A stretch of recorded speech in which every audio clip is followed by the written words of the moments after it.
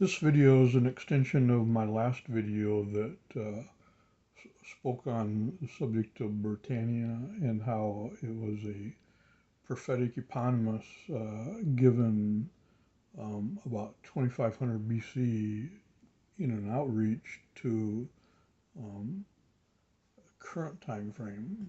And of course, Britannia is the old name for the New England name.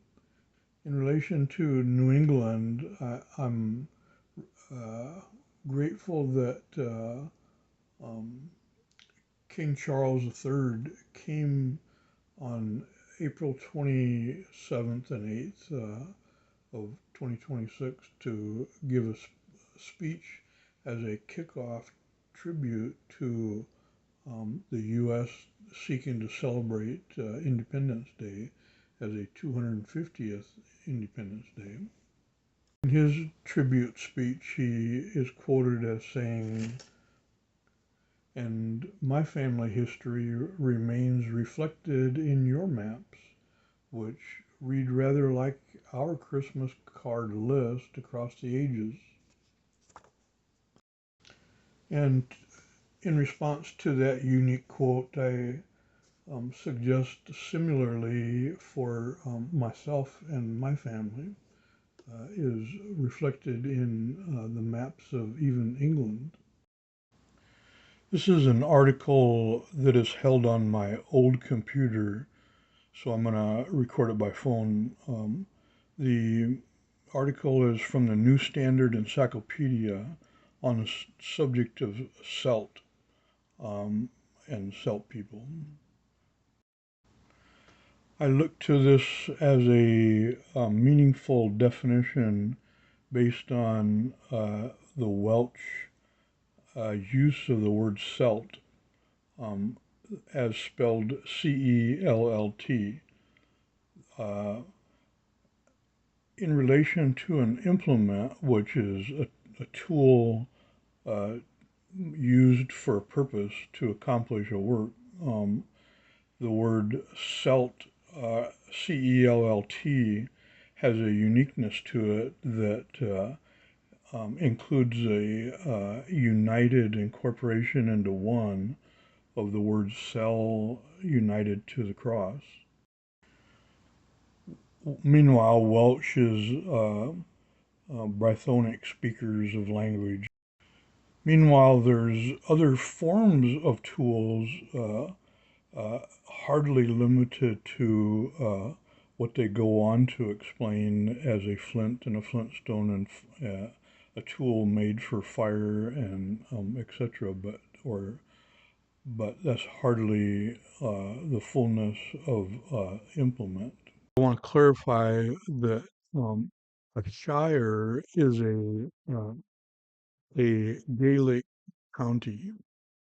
Um, Gaelic in the sense of a difference between uh, Celtic, Brythonic versus Gaelic.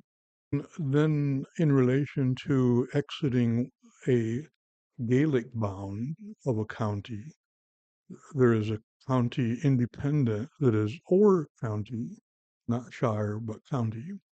Um, and in that, uh, I suggest you might find the Brythonic Celt. Um, it's Inverness is a historic county, uh, and it's named after Inverness, which is its largest settlement. Notice that there's government being established under different references that refer to the same or similar name. A settlement is not the same as a county. A settlement is likened unto a regional name, and then there's a county, then there's a town, then there's an administration, then there's an administration that implements all these united together into a different name, which is called Highlands. And each of these would be likened unto you walking in to try to address Inverness, only to find that there's several councilmen sitting there, each with their own contract, holding a different pound. The administration is generally found to have reformed substantially in its name away from Inverness into the Highlands in 1970. Here I've opened up the Wikipedia study of Inverness. And again, it's represented in two ways, one Gaelic and one not Gaelic. And uniquely, the not Gaelic addresses the inner of as it pertains to in. You might take notice that this is the city Inverness, and this is